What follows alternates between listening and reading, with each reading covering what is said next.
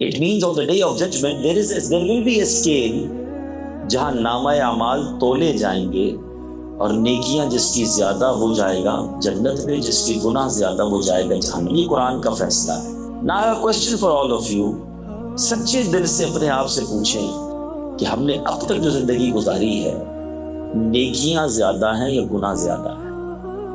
اگر دل سے سچا جواب یہ آ رہا ہے کہ ہاں گناہ زیادہ ہے، نیکیوں کو تو ویسے پتہ نہیں ہے کہ جو کی بھی ہیں وہ قبول بھی ہوئی کہ نہیں، کیونکہ اس میں اخلاص نہیں، اس میں بہت سارے دیگر پرابلمز بھی ہیں، تو پھر کیسے بیل آؤٹ ہوگا آن دا ڈے آف ججمنٹ؟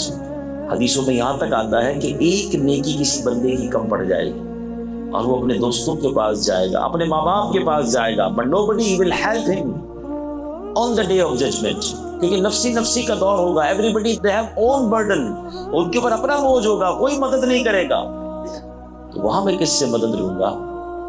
تو پھر کرنا کیا ہے؟ کسی طریقے سے نیکیوں کا پلڑا ہی بھاری کرنا ہے، ورنہ اس دن شرمندگی نہ ہو جائے۔ آج آپ کے یہاں کالج یونیورسٹی میں یہ ہوتا ہے نا کہ اگر پاسنگ مارکس سے 2 نمبر کم رہ جائیں، 1 نمبر کم رہ جائے، بندہ بعض اوقات بہت تھوڑے نمبروں سے پیچھے رہ جاتا ہے، بعد میں افسوس ہوتا، تھوڑا اور پڑھ لیتا، تھوڑا ایک سوال کا جواب دے دیتا، کسی طرح اور اچھے نمبر لے لیتا، پورا سال ضائع نہ ہوتا۔ یہاں سال ضائع ہوتا ہے، وہاں تو جہنم اور جنت کا فیصلہ ہوگا اگر ایک نیکی بھی کم پڑ گئی۔ اب اس سینیریو کے اندر درود پاک کی اہمیت کو سمجھیے۔ Now I repeat again that حدیث پاک کہ سرکار دو عالم علیہ السلام کیا فرما رہے ہیں کہ جو مجھ پر ایک بار درود پاک پڑھے اس کے نامہ اعمال میں 10 نیکیاں لکھی جاتی ہیں، 10 گناہ معاف کر دیے جاتے ہیں، 10 درجے بلند کیے جاتے ہیں۔ Try to understand the more I recite درود پاک، جتنا میں درود پاک پڑھتا جاؤں گا نیکیوں کا پلڑا بھاری ہوتا جائے گا، گناہوں کا پلڑا ہلکا ہوتا جائے گا۔ گناہ ڈیلیٹ بھی تو ہو رہے ہیں نا۔ اٹ مینز بیلنس شیٹ کو بہتر کرنے کا شاندار فارمولا، قیامت کے دن کی شرمندگی سے بچنے کا ایک شاندار وظیفہ کیا ہے کہ ہم کثرت سے درود پاک پڑھیں۔ اگر یہ امیجنیشن بن جائے نا کہ میں جتنے درود پڑھتا جاؤں گا اتنا میرا نیکیوں کا پلڑا بھاری اور گناہ جو کر بیٹھا ہوں انشاءاللہ وہ ڈیلیٹ ہوتے جائیں گے۔ تو اللہ کرے کہ ہم کثرت سے درود پاک پڑھنے والوں میں شامل ہو جائیں۔ اور بڑے آسان سیغے ہیں درود پاک کے۔ الصلاۃ والسلام علیک یا رسول اللہ صلی اللہ تعالی علی محمد صلی اللہ علیہ وسلم۔ There are so many simple درود پاک۔ آپ میرا خیال ہے کہ تھوڑی دیر میں بہت سارے درود پاک پڑھ لیں۔ تو آئیے مل کر محبت کے ساتھ درود پاک بھی پڑھ لیں اور یہ نیت بھی کر لیں کہ انشاءاللہ ہم کثرت کے ساتھ درود پاک پڑھیں گے۔ صلو علی الحبیب صلی اللہ تعالی علی محمد صلی اللہ علیہ وسلم۔ جناب رسول اللہ صلی اللہ علیہ وسلم کا خاتم النبیین ہونا یہ قرآن و حدیث سے ایک ایسا ثابت شدہ عقیدہ ہے۔ ایک بات پہلے اپنے ذہن میں بٹھا لے کہ جس طرح اللہ کو ایک ماننا ہمارے ایمان کے لیے ضروری ہے، اسی طرح جناب رسول اللہ صلی اللہ علیہ وسلم کو آخری نبی ماننا یہ ہمارے عقیدے اور ایمان کے لیے اتنا ہی ضروری ہے۔ کوئی بندہ ساری زندگی لا الہ الا اللہ پڑھتا رہے اور محمد رسول اللہ نہ پڑھے، صدق کے دل کے ساتھ اللہ کے نبی کو اپنا آخری نبی نہ مانے، تو وہ مسلمان نہیں ہو سکتا۔ نبی پاک نے بڑا واضح ارشاد فرما دیا، لا نبی بعدی، میرے بعد کسی اور نبی نے نہیں آنا۔ تو یہ امیجنیشن ہی کرنا، یعنی اس پر بات کرنا ہی بیکار ہے۔ یہ ایک ایسا ٹھوس مسلمانوں کا عقیدہ ہے، خامخواہی اس کے اندر جو ہے جناب یہ وسوسے پیدا کرنے کی کوشش کی جاتی ہے۔ اور الحمدللہ جب سے ہوش سنبھالا ہے اور جب سے اللہ کی رحمت سے ہم نے قرآن و حدیث کی سننا شروع کی ہے، ایک ہی بات الحمدللہ سیکھی ہے کہ جناب رسول اللہ صلی اللہ علیہ وسلم یہ اللہ کے آخری نبی ہیں۔ قرآن میں خاتم النبیین کہتا ہے، خود نبی پاک کی کئی حدیث بہت واضح حدیث میں نے بیان کر دی کہ لا نبی بعدی، میرے آقا نے ارشاد فرمایا۔ لیکن ایک بہت ہی خوبصورت لاجیکلی جواب بھی، علماء بہت سارے جواب ہیں اس پر، بہت ساری دلیلیں ہیں۔ خود جناب رسول اللہ صلی اللہ علیہ وسلم کا جو نام ہے محمد، ٹھیک ہے، صلی اللہ تعالیٰ علیہ وسلم، آپ کو پتہ یہ نام بھی بتاتا ہے کہ جناب رسول اللہ کے آخری نبی ہے۔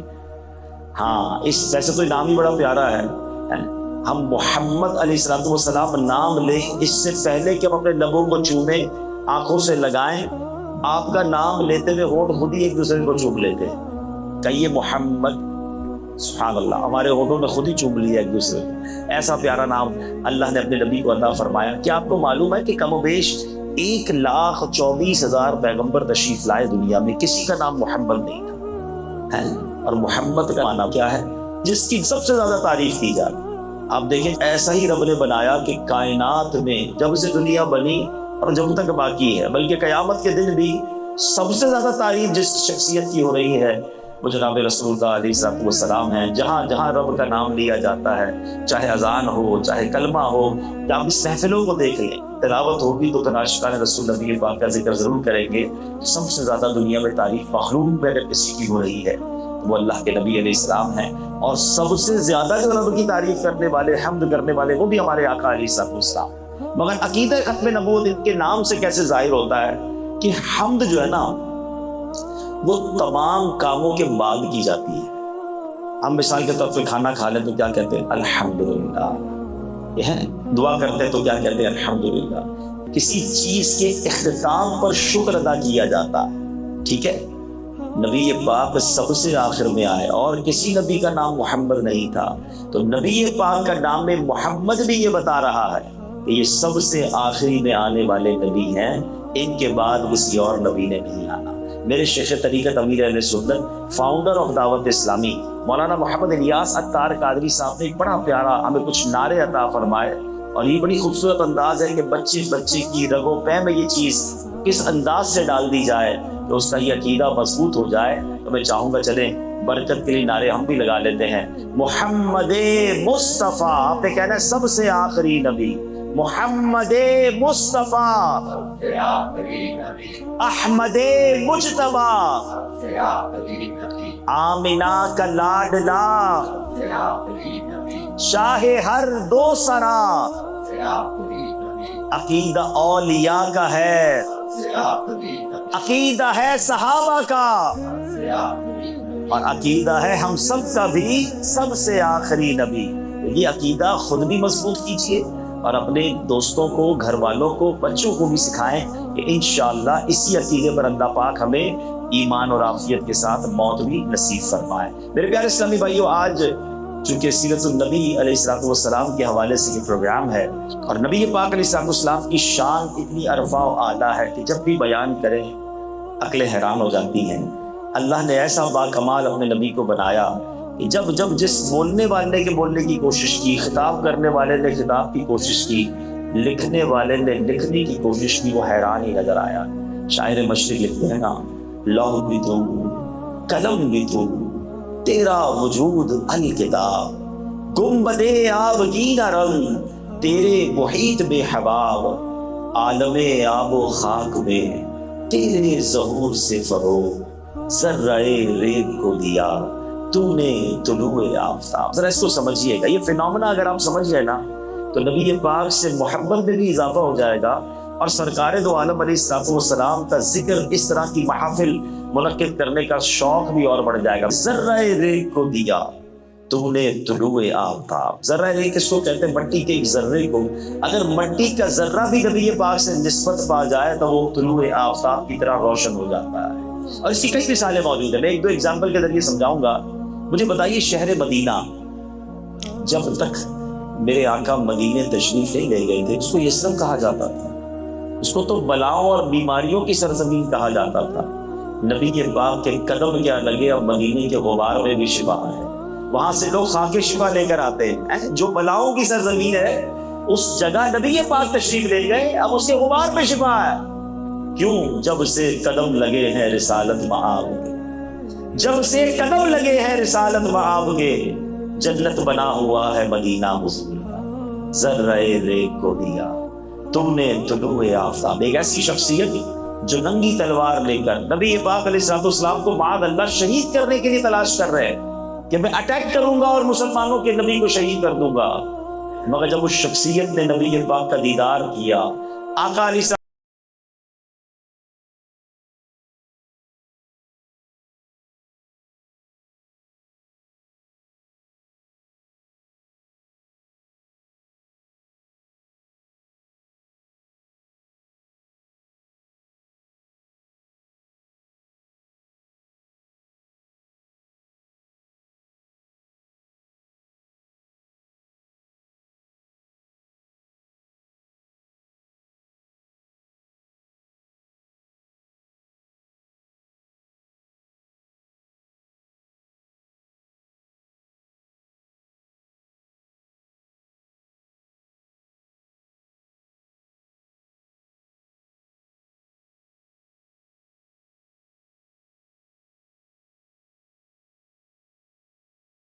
کتابوں میں اس دائی کا ذکر بار بار ہوتا ہے، بلکہ نعتوں میں شعراء نے لکھا، کیا لکھا؟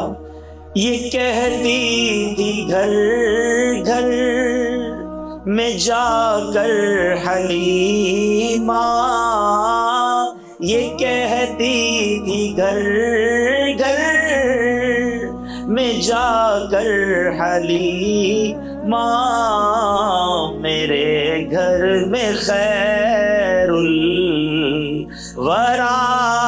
گئے ہیں، بڑے اوج پر ہے میرا اب مقدر، میرے گھر حبیب خدا گئے۔ کیسا اوج پہ مقدر تھا؟ بی بی حلیمہ کہتی جب مکے جا رہی تھی نا، میری سواری سب سے پیچھے رہ جاتی تھی، قافلے والے مجھے کہتے Halima because of you we became late, اے حلیمہ تمہارا جو اونٹنی ہے اتنی کمزور ہے، بار بار پیچھے رہ جاتی ہے، ہمیں دیر ہو جاتی ہے۔ بی بی حلیمہ کہتی مکے پہنچی، ایک چاند سے چمکتا چہرے والا بچہ دیکھا، ساری دائیاں بچے لے گئی، اس بچے کو کسی نے نہ لیا۔ کہتی اس لیے نہ لیا کہ اس بچے کے والد نہیں تھے، دائیوں نے سوچا بچے کو لے جائیں گے پیسے نہیں ملیں گے، اس بچے کو سب چھوڑ کر چلے گئے۔ بی بی حلیمہ کہتی مجھے بھی کوئی بچہ نہیں ملا تھا، میں نے سوچا خالی ہاتھ جانے سے بہتر ہے یہ نور برساتے چہرے والے بچے کو لے جاتی ہوں۔ کہتے واپس جانے لگی، جو اونٹنی سب سے پیچھے تھی اب قافلے میں سب سے آگے جا رہی۔ قافلے والے کہتے حلیمہ کہ جانور تبدیل کر دیا۔ حلیمہ نے کیا جواب دیا؟ بڑے اوج پر ہے میرا اب مقدر، میرے گھر حبیب خدا گئے۔ اپنے گاؤں میں پہنچتی ہیں، اس زمانے میں چراغ جلائے جاتے تھے، لوگ رات کو چراغ گل کر دیتے تھے، اندھیرا ہو جاتا تھا۔ گاؤں والوں نے نوٹس کیا کہ بی بی حلیمہ سعدیہ کا جو کمرہ ہے، گھر ہے، چھوٹا سا گھر ہوگا، ساری رات چمک رہا ہے۔ صبح ہوئی تو لوگوں نے کہا اے حلیمہ بڑے پیسے آ گئے، ساری رات چراغ جلاتی ہو۔ کہتی میں کوئی چراغ نہیں جلاتی، ایک ایسا چہرے والا بچہ لائی ہوں، اس کے چہرے سے نور ہی اتنا نکلتا ہے کہ ساری رات ہی میرا گھر جگمگاتا رہتا ہے۔